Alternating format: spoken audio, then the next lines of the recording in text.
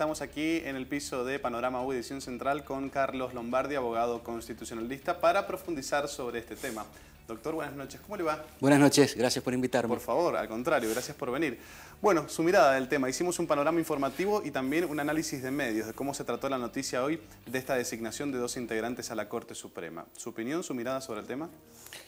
Mi opinión, creo que si nos ajustamos a la letra de la Constitución, el actual presidente debería haber respetado el mecanismo constitucional consagrado en el artículo 99, inciso 4 de la Carta Magna, que establece que es él el que elige a los magistrados de la Corte Suprema de Justicia de la Nación con acuerdo del Senado, con la mayoría de 2/3 partes de los miembros presentes del Senado y con una sesión convocada al efecto. Una sesión pública, ¿cierto? ¿Qué pasa con el señor presidente? Pasó que tomó otro mecanismo que en cierta forma sorprendió digamos, a la opinión pública y a los expertos y a los autores de derecho constitucional, que es aplicar en la designación de nada más y nada menos que 2 magistrados de la Corte Suprema el mecanismo establecido en el 99, el mismo artículo, pero en el inciso 19. Creo que ustedes recién lo comentaron. Bueno, ahí está el tema. ¿Cuáles son las principales críticas que se le hace a este artículo? Que, por ejemplo, Sapsay dice que esas vacantes que el señor presidente de la Nación puede cubrir son las que, si bien dependen del acuerdo del Senado, corresponden a, digamos, funciones o empleos del Poder Ejecutivo, ¿sí? Esa es la principal crítica. Claro. Ahora, el propio inciso 19 habla de que el presidente puede cubrir las vacantes de los empleos que requieran acuerdo del Senado y precisamente el nombramiento de los magistrados de la Corte Suprema de la Nación requiere el acuerdo del Senado. Ese es el kit 1 de los kits de la cuestión.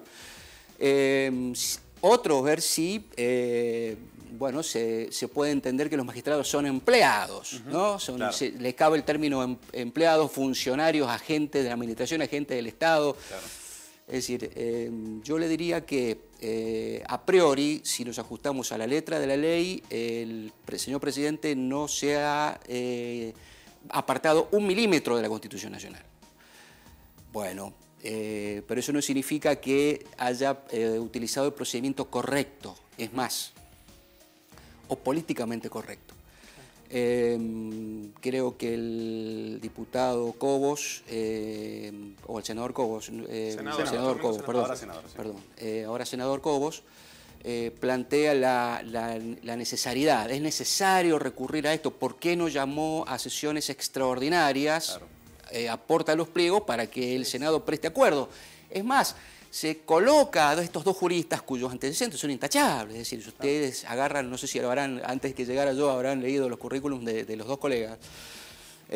Son profesores y son juristas con antecedentes académicos y de gestión y de ejercicio de la profesión que no se cuestiona. Entonces, estas desprolijidades, digamos, si se quieren, jurídicas que ha cometido el señor presidente, coloca, entre otros problemas, coloca en el centro de la polémica a estos 2 juristas que no tienen por qué estar ahí. Claro. En el centro de la polémica.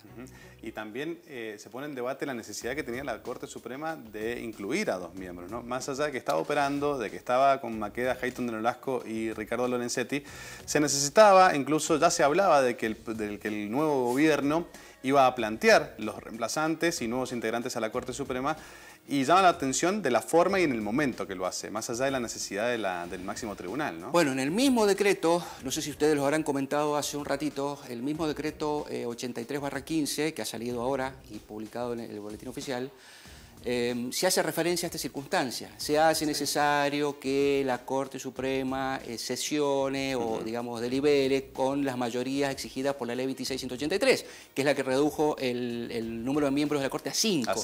Como hay 3, no se desempeña ni se desenvuelve de manera, digamos, acorde a lo que establece el espíritu de la Constitución y el propio orden público argentino. Por lo tanto, se haría necesario cubrir esas vacantes. Ese es el justificativo.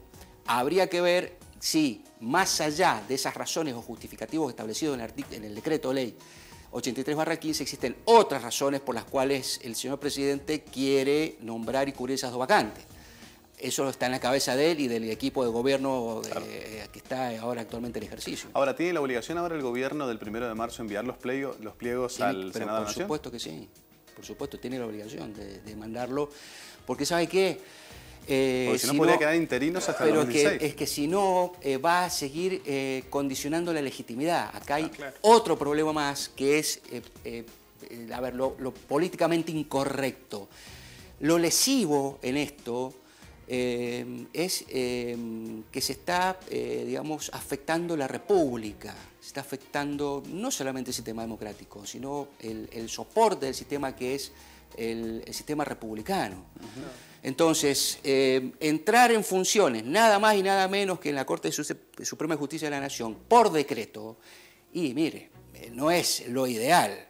A ver, dentro de estas vacantes que puede llenar el señor presidente de la Nación, están los ministros plenipotenciarios y encargados de negocios, están los miembros superiores de las Fuerzas Armadas, pero los ministros de la Corte, que también requieren acuerdo del Senado, son mucho más importantes. Hay un simbolismo más importante porque integran el máximo Tribunal de Justicia de la Nación. Nadie le quita importancia a un embajador plenipotenciario, ni nadie le quita importancia a las funciones o el rol que cumple un máximo representante de las Fuerzas Armadas. Claro.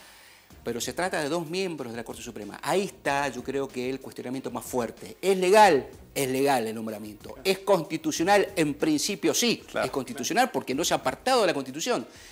Pero es cuestionable digamos, la forma, el mecanismo, el medio utilizado.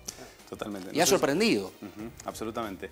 No sé si, Gerardo, si le querías hacer alguna pregunta. Por mi parte, ya cerrar y para cerrar el bloque, lo que fue el tema del día. No, en realidad, una sola pregunta tenía yo. ¿Qué sucede si estos pliegos finalmente se envían al Senado y el Senado los rechaza? ¿Qué pasa con todo lo que resuelva la Corte con estos 2 miembros que finalmente no fueron aceptados por el Senado? Es válido, claro, hasta tanto no se rechacen los pliegos, están en funciones. Bien. Bueno, falta el acuerdo. Claro. Una vez que esté, o sea, que dentro del año legislativo no se preste porque guarde silencio y se caen, o expresamente se rechace, bueno, a partir de ahí ya no pueden ejercer su función. Bien, si se rechazan expresamente ya no pueden ejercer más la función. Bien, perfecto. Lombardi, gracias por venir. Gracias a ustedes por invitarme. Hacemos pausa, ya venimos.